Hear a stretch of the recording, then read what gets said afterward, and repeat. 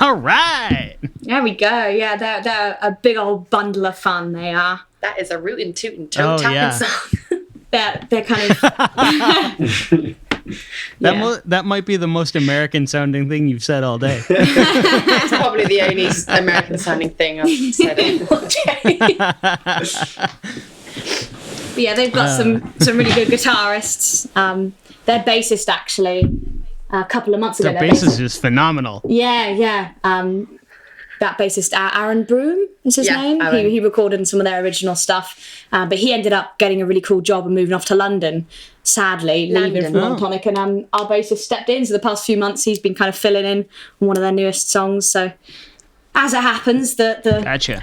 He can just choose between which of us gets big first. And just I'm with these.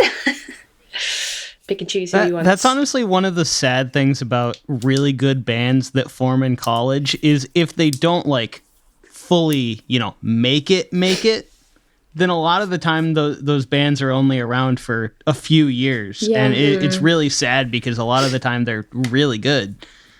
It's so true, yeah. It's kind of like the same with a relationship. To be honest, it's exactly the same. Once you hit like that 1 or 2 year mark, are you going to stick it out for the long run, or are you kind of at the part where it's like, oh, maybe we go our separate ways? And I think the way we tried to combat that was living with each other, forcing ourselves on each other so we couldn't run away. Married to the band life. Which it's worked so far. I was going to say. Yeah.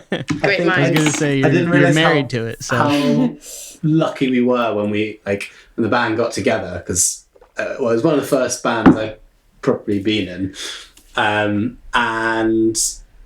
after a couple of years I suddenly realized a load of other ones, it would be one person trying to bring the whole thing together and get everyone keen and ready to do stuff, and then everyone else would just be plodding along doing stuff if they were kind of prompted, but then and they're always the ones that end up falling apart, like you said, after a few years or something. So it's quite lucky that we complement each other well enough. Okay, touch wood. Yeah. But yeah, there's so much more. This is so nice. Let it all out, guys. Yeah, there's so much more to just the music, really, isn't there? I've reached my compliment a lot for today, so no more from me. It's downhill from here. Everything else will be negative. Yeah. All right, so where are we going from here? All right. We'll go back into the world of electronic. All right. This is a song by a guy called Dave Tipper, or I think it's just Tipper on Spotify. And he's been playing music since I was born. And I don't know, he's just another one which I feel it's a lot of stuff, and it really it's just very different to a lot of other things I hear. He does a lot of things with synths, and it's never following the same old hype train of whatever's popular at the moment. It's just completely his own thing.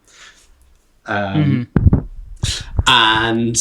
I especially like this just because the whole thing's a big build up. So I added it to a big playlist of mine of my strangest music, and I was listening to it and I was like, oh, how did this get in here? Because it was quite slow at first, but it really builds up at the end. You really are one of the best people for finding fresh finds, Harry. Every time I'm in need of some new music, something that's weird and out there, I'm just like, Harry, what have you been listening to recently? And he throws some weird band that has some weird name that ends up always being quite cool.